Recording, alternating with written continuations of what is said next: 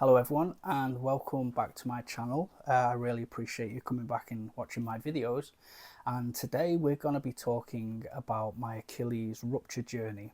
So 2 weeks ago I actually had surgery on my Achilles tendon, as I actually ruptured it about a month and a bit ago, but I actually had something before then that brought me to this place today. So hopefully over the next few weeks and months as I record my journey, there could be something you could relate to, or it may just be something in preparation for surgery yourself. I know I have had a lot of benefit from listening to other people who've gone on their journeys, so hopefully I can give you a little bit of support. So before I want to talk about the first 2 weeks after surgery, I think it's important that I talk a little bit about what happened last October. I was playing football, and as you watch this clip here, I'm the guy in the blue. You will see that I fall over playing football. Now if I slow it down a little bit and you look at the right heel of my right foot, you will actually see that it collapses at some point. At that moment I actually thought that someone had tackled me from behind, but they hadn't. I went down to the floor and I was like, referee, you know, someone's just tackled me from behind. And then within 5 to 10 seconds, I had to put my leg up because it started to swell and it really was painful. And people were saying, look, Chris, stay on the floor because we think you might have snapped your Achilles tendon. I was like, oh, is that what that loud snap was? And they were like, yeah. So initially I didn't really hear the snap or feel the pain until literally 10 or 20 seconds after, when the realization hit. So as I lay there with my leg up on the floor, I was absolutely gutted, but there are a number of reasons why I think this happened which might be important for you to consider.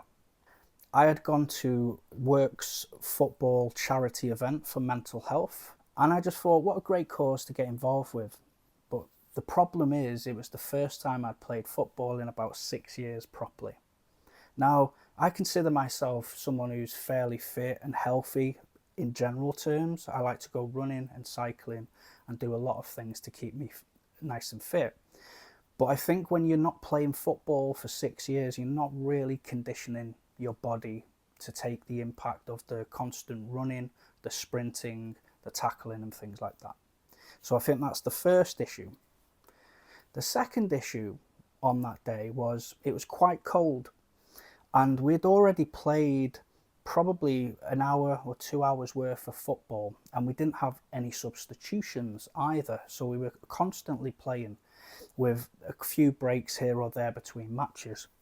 But this was the last match that we actually had, and before we had this last match, everybody had a 30-minute to 40-minute break, which obviously meant that a lot of us cooled down our muscles and probably we didn't re-warm ourselves up again. Now, I think I didn't warm up enough to finish off that last game. Thirdly, personally, I think the thing that caused a lot of hindrance for my tendon was the month before I'd actually visited a friend in the Shetland Islands.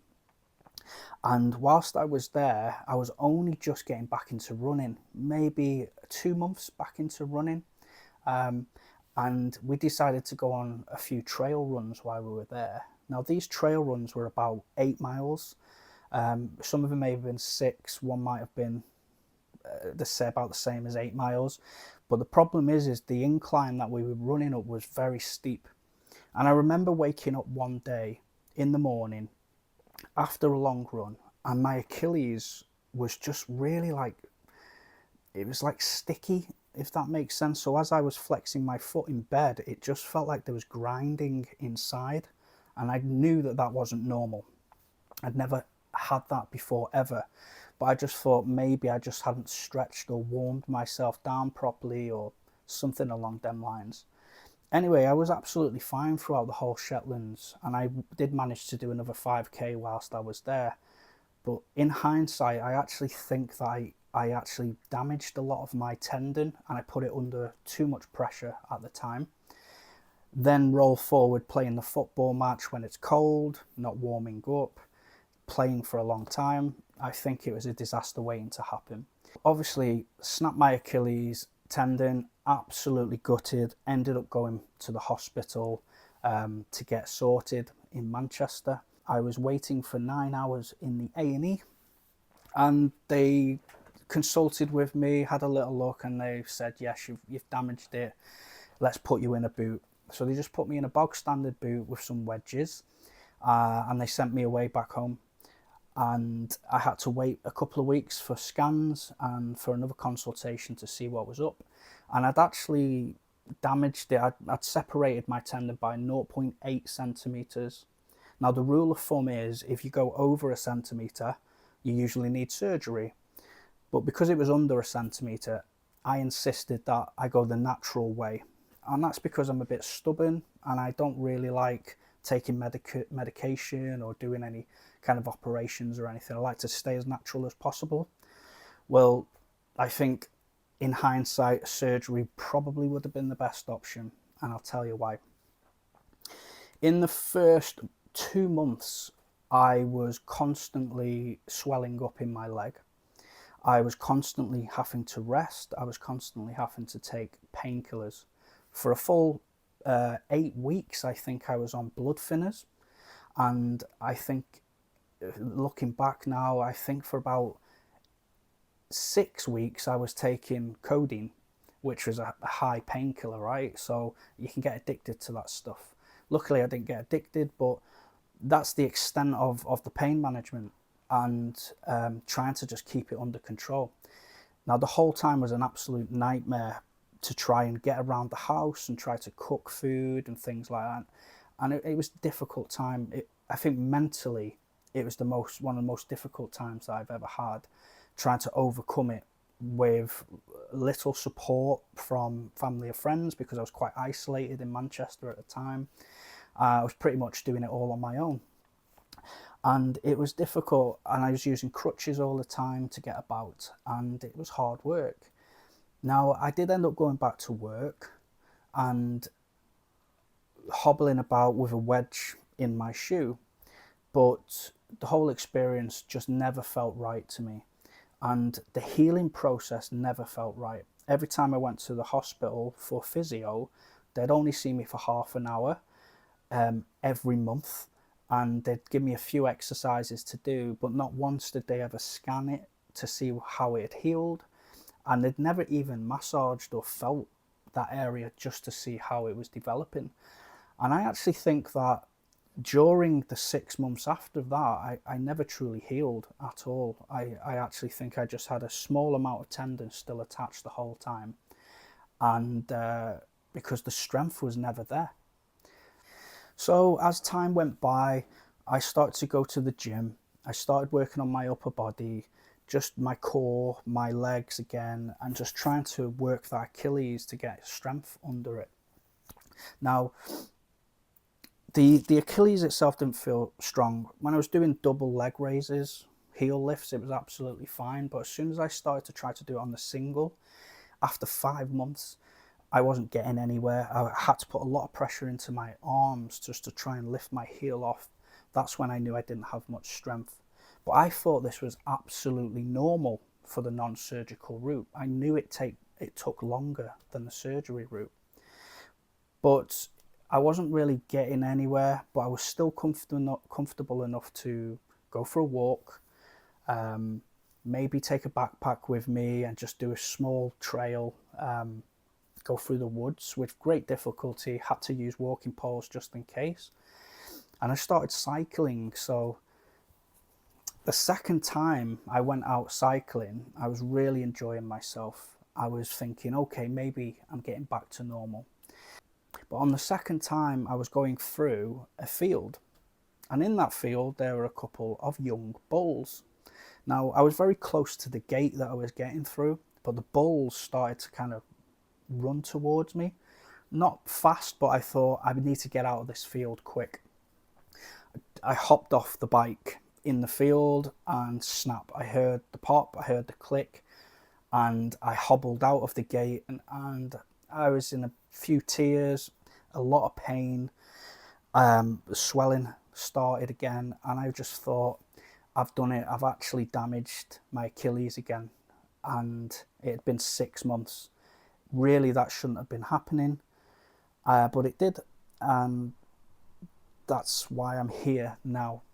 So my friend came to pick me up because I was in the middle of nowhere, and he took me to Bridgewater Hospital, as I'm currently down south at the moment. And I was waiting there for about an hour for them to tell me that they didn't have any scanning facilities whatsoever. So whilst I was in a bit of pain, I was like, okay, what do I do? So my friend took me all the way to Taunton Musgrove Park Hospital, which I'm very, very thankful for. And I went there, and I was there for about 2 hours for them to then turn around to me and say, unfortunately, they don't have any scanning facilities either that day. So as you can imagine, I was kind of frustrated because I was in a lot of pain. And all they did is they put me into a boot, and they told me to go on my way, and they'll be in touch so that I can have the scan in a couple of weeks and go from there. So as soon as I left the hospital, I understood that the team that gave me the boot didn't even know what was going on. And they actually put me in it like I'd broken my leg. And they actually said, have you broken your leg? And I said, no, it's not broken. I've snapped my Achilles tendon. And they didn't put any wedges in it. So they'd put my foot in a neutral position. And I came out of the hospital, and straight away I took it off. I took it off straight away. I was like, this is going to injure me even further. So my friend picked me up and took me home, and then I had to have some time off sick. So I actually went to have a scan. They told me that, yes, indeed, I have a 2 centimetre gap. So then that was an operation that was needed. So I actually insisted this time, please, can I have a surgery? Because of the lack of progress that I had from the non-surgical route. And I've heard great things about the recovery period of having surgery as well. And they said, yes, you're gonna have to with a 2 centimetre gap. There's no way you can do non-surgical. So I said, okay, let's go ahead and do that. But I had to wait for a month to even get into the surgery. Now this month was not nice because I had to start a job as a healthcare assistant, and I was on my feet for 12 hours a day, maybe 3 or 4 times a week in that month. So I was on a lot of over-the-counter painkillers, and it was hard. Let's just say at the end of the shifts, I was in a lot of pain, and I had to raise my leg all the time when I got home, and it was agony. All the while thinking I might be damaging this even further. Now it's amazing really that I could actually walk. I just put some wedges inside my boot, in my shoe, sorry, and I just went to work like that. And I did hobble all of the time, but I could get from A to B, and I could walk maybe 10,000 steps before I'd really have to rest. And I did that for a month because I just had to do what I needed to do for work. And then the surgery came about. So they booked me in for a surgery date, which was the 10th of June. And I was actually going on a little bit of a holiday break, and my mum was actually coming to visit during that time. So things worked out really well because my mum was able to stay whilst I came out of hospital to look after me, because for 24 hours you need somebody to look after you after surgery. Just bear that in mind, okay? You can't go on your own. You need somebody with you because of your anaesthetic wearing off. And in all fairness, I did ask for a bed, but they told me that they probably don't have any space. So take someone along with you to the surgery. You're going to need them. Don't initially take them when you sign yourself in. Just get in touch with them after your operation once you've come round to tell them that you're ready for them to pick you up, because otherwise they'll be waiting a long time. When I went for my surgery, I was waiting 4 or 5 hours before I actually went in. So my mum had to go into town and do her own little bits and bobs, which wasn't very fair on her. Now, before I went for the surgery, there's something I'm going to recommend to you all, is if you've ever heard of a knee scooter, then go and order one. And also order yourself a little foam. I'll show it you here actually. This is what it looks like. Okay, so this allows you to rest your leg in bed and keep it raised so that you can actually reduce the swelling at night, and you can actually go to sleep comfortable as well, which is a godsend, and it didn't cost too much. So I definitely recommend that. But the knee scooter itself, I ordered myself one, and it came beforehand, like the day before, and I used that to take to the hospital. But I also used it obviously to discharge myself, because when you're using crutches all of the time, your upper body is under a lot of pressure, especially the pectoral muscles, and you can get tired really quickly. And if maybe you're a little bit weaker or a little bit older in your life and you're not too strong, getting from A to B is going to be a real struggle in the first 2 weeks. So I highly recommend ordering a knee scooter. Mine was called a Peppy knee scooter, and I got it from Amazon, and it was around £130. So what I'll do is I'll just put the links for those two things in the description below, so you can easily see what they look like, or how much they cost, and get yourself one before you go into surgery. So the surgery came about and it went really, really well. I woke up after the surgery thinking, wow, I actually got treated really well by the Musgrove team. The anaesthetic team were fantastic, the nurses were fantastic, and when I came about, they'd looked after me and they got me, I think, some toast and a cup of tea, which was really, really nice to have. And then I could actually discharge myself then. And my mum got a taxi and the train with me to get to where we needed to get to, because we booked some accommodation somewhere. And in that first day, I didn't feel any pain. They put a cast on me, as you can see in the pictures. They put a cast on me, and the cast underneath the foot itself was actually very hard, where the tendon area was. But the top area where your shin bone is and the top of your foot was soft. So it's not like when someone breaks their leg, they put it into a cast that's full. You know, it's half cast, and that was brilliant because it reduced the swelling massively in my day-to-day movements, and also at night time. It really helped with keeping the swelling down and the pain as well. Now I just want to say one thing: if you are using a knee scooter, don't do what I did and start zooming about on it thinking it's like a normal scooter, because if you fall off it, you're going to injure yourself, and worst case scenario, snap your Achilles tendon again. There was a time where I actually hit a crack in the pavement, or I think it was a stone, and straight away the handles twisted and it kind of fell a little bit like this, and I in slow motion fell and put my foot on the ground. Now luckily I put my heel on the floor very softly and nothing had happened. But after that moment I thought, I got to be really careful on this because the balance isn't very good.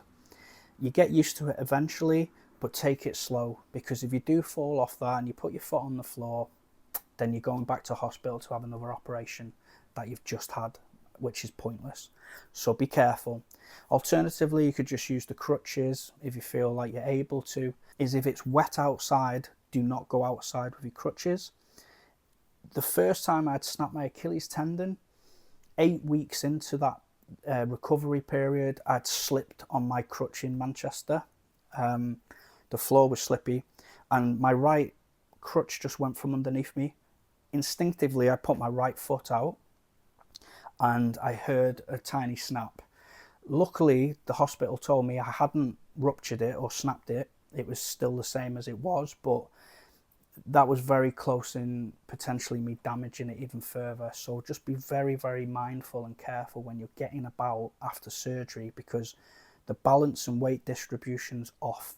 And if you have to go to your right for whatever reason, you're probably best just falling flat on your side instead of putting your foot out, because you do not want to be snapping that again. So in the first 2 weeks, generally it's about rest and recovery as much as possible. Lots of sleep and lots of Netflix or whatever streaming service you watch. So I found myself in bed most of the time, and That's all it really was. If I did need to go out, I'd go out on the scooter, and that would get me to the local shops to get some water, or it would get me some like other drinks or snacks or some food that I might need. But I would recommend trying to stay in the house as much as possible, unless you've got somebody that can pick you up and take you somewhere for like a coffee or something, because the risk of you falling and injuring yourself is pretty large, to be honest. You can't shower within 2 weeks because you don't want to be getting an infection by getting it wet. So avoid that as much as possible as well. For me, I used a flannel. I used two different flannels, one for my face and upper body and under the arms, and then another one for down below. And obviously clean that out every day, throw them in the washing machine, whatever you need to do. But that is a really good way to get up in the morning, wash your hair, wash your face, wash your body, feel invigorated, and get on with the day, even if it is just laying in bed watching TV. Because if you don't do that and look after your hygiene, then possibly your mental state is going to decline. And I remember in the first time of doing my rupture, in the first 2 months, I didn't really do much, and I didn't really clean much, and I just stayed in bed withering away, and my mental state was not good. Depending on the seasons as well, if it's the winter time, you definitely should be getting up in the morning and getting in a routine. If it's in the summertime, it's not too bad because the light helps, the heat helps. It's a bit more positive for you. One thing you will come across in the first 2 weeks is getting about the house. So I was not able to use the knee scooter in the downstairs area just because it wasn't big enough for using it. But if you've got the opportunity to use a knee scooter downstairs, especially for cooking stuff, then definitely use it. The fact that you can put your knee on it and stabilize yourself whilst you're doing the cooking is a godsend. I had to use my crutches, and instead I'd used a little dining room table chair to put my knee on instead, and I just moved that into certain positions when I was doing certain things. That really helped as well. Going to the toilet is very difficult. One thing I would recommend to you if you wanted to do this is buy yourself a pee bottle. Now, some people do this, some people don't. I will let you decide what you want to do, but there's nothing worse than waking up in the middle of the night, really needing the toilet for a wee, and you need to get out, get your crutches, get to the toilet in time to be able to go to the toilet. It can sometimes be easier just to be able to take your legs off the bed and do it into a bottle. It sounds a bit grim, I know, but it could really help you with your recovery period and your frustrations. One thing you're going to use a lot is a backpack. You're literally going to become like a teenage mutant ninja turtle, because you're never going to have that backpack off unless you're in bed. You're going to need it probably to go potentially the toilet, to take your toiletries. If you don't already have them in there, you're going to need it to put a water bottle in, or something to take downstairs with you. You might need it for a spare pair of clothes or a t-shirt or something like that when you're out and about. But one thing I found it really useful for is whenever I'd go downstairs and I'd make myself some food or a cup of tea, I would use some containers to put the food in and a flask to put my cup of tea in, or a water bottle, put it in my bag, and that enabled me to get up and down the stairs as I needed to. If you can eat downstairs, do that, but sometimes you just want to rest in bed and eat upstairs. So a backpack is going to be needed. Now, like I said, you will be in some pain. You will be having some swelling. If you rest your leg above your heart level, then you're actually going to do well by reducing the inflammation. In terms of eating, because you're going to get bored a lot in your bed, you're going to be watching Netflix, you're going to get bored of that, you're going to get bored of everything, to be honest. You're going to have lots of distractions. The ones that I had was learning Spanish, a bit of Portuguese, on Duolingo, Netflix, YouTube, and maybe looking at some other stuff like reading, But outside of that, you're going to get quite bored, which means you're probably going to start wanting to eat things, and you will need to eat to recover. And instead of going downstairs and making 3 meals a day or 5 meals, whatever amount of meals you make, you might not want to be doing that because you don't want to get out of bed. So if you're going to order yourself in a food or a grocery delivery, get a bunch of snacks. So get yourself some flapjacks, get some Nutri-Grain bars, get some rice cakes, some nuts, some dried fruit, maybe some sweets, a little bit of chocolate if you want, just anything, and put that in your bedside cupboard beside you, because I can guarantee in the night you're going to want to eat something. And when you can eat maybe a flapjack in the morning instead of going downstairs and making a bowl of cereal, it just makes so much sense. And it's only going to be for the short term period of 2 weeks, 3 weeks, 4 weeks maximum. So I highly recommend just having a stash of snacks at the side of your bed. In terms of pain management, there's not much you can do, to be honest, apart from listen to what the doctor says, which is take ibuprofen or paracetamol, which is all I needed to take, or have the painkillers that they prescribe to you if they give you any, which may be codeine or it might be something else. They will issue you either tablet form or an injection form of blood thinning agent. Initially, in the first rupture, I had, I think, 10 weeks worth of blood thinners that I had to have to reduce the inflammation and the blood clotting in the leg. This second time around, after my surgery, I've literally just had a tablet every day. That just enabled the reduction of blood clotting. So the reason why it's important to take that to thin your blood is literally because you can get a clot in your leg because of the lack of movement, and you need your muscles to contract to push the blood around your leg and your body, and because that's not happening, you can get blood clots. So it's very important you do take blood thinners just so that blood can circulate through the leg and through to the heart.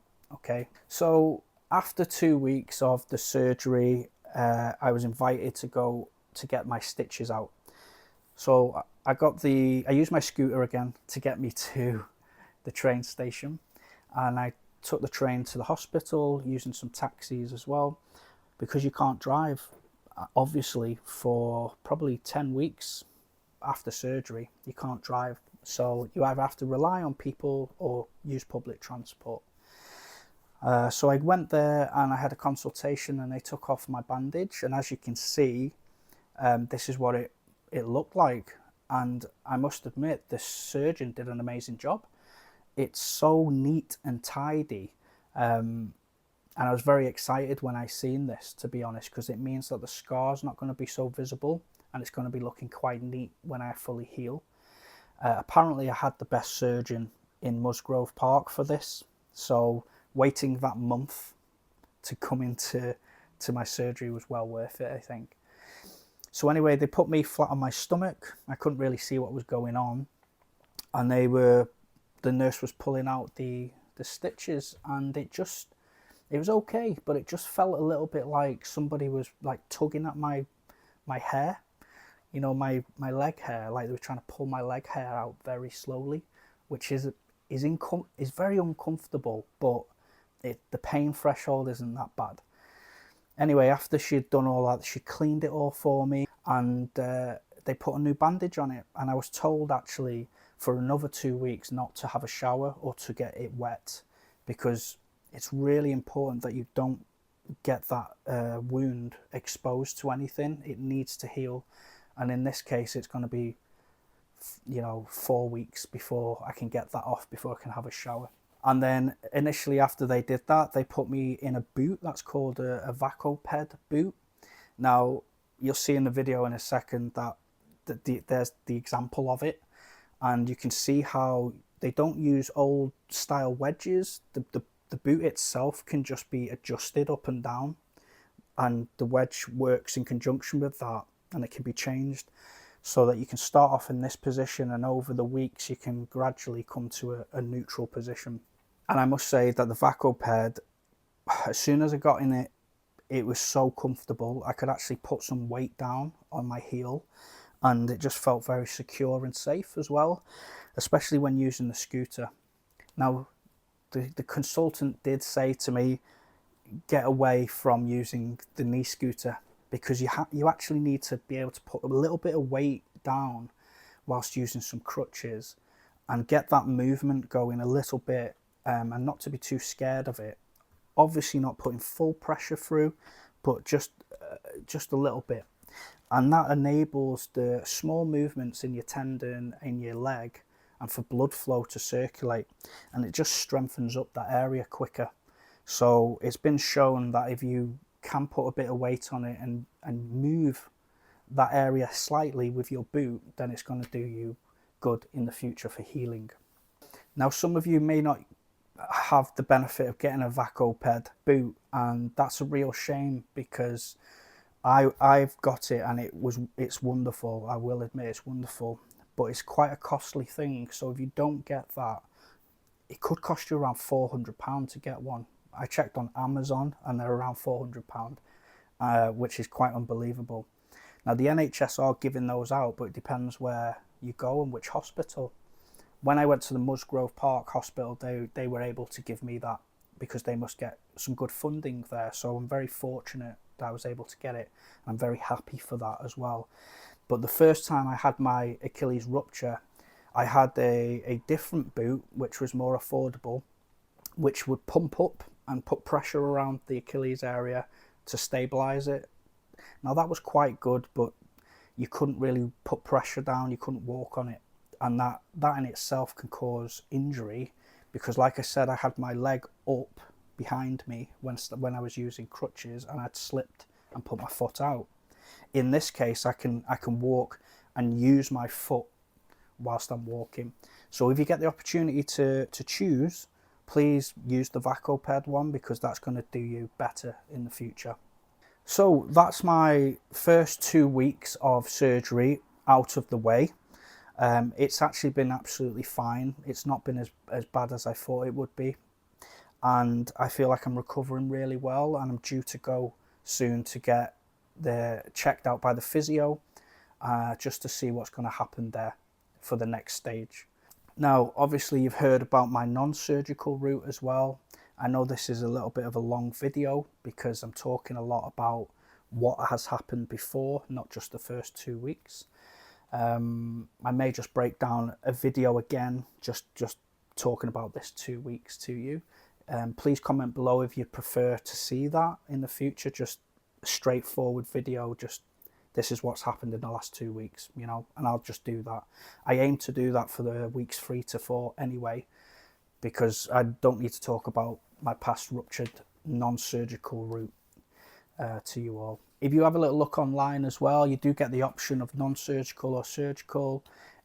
It clearly shows that the surgical route is a better alternative.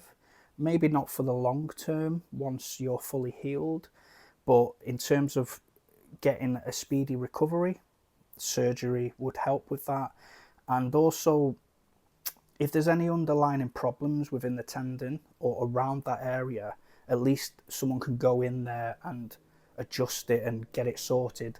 Whereas when you do the non-surgical route, you've got no way of really knowing, and you may not fully heal either. So full surgical route would probably be better, in my opinion. So thank you for listening to the video. Thank you for your patience in listening through the whole thing. I understand there's a lot of talking here, and I aim to put another video up soon when I see the physio next, about weeks 3 to 4, just to tell you about that small journey there and how things have changed. It'll be great to see how my wound has healed, and I'm really looking forward to be able to get a shower or a bath to be able to wash that area, because it can get quite stinky down there. So make sure that you can wash your foot as best as possible when you can, but weeks 3 to 4 is where that's going to happen, so I'll talk a bit about that as the time comes. So thank you for watching, and please subscribe if you do want to see the rest of my journey, so you can keep up to date with my videos. And I really want to share my healing journey with you, and I hope that it helps you in some way, or that you can relate to it in some way. Please drop any questions below or comment on the video. I'm always trying to improve my content, so it'd be great to hear some constructive criticism. Is always welcome. I won't take it to heart. I'll just try to improve where I can. And yeah, take care, and I'll see you in the next couple of weeks with another video with my journey. Thank you for watching, and take care.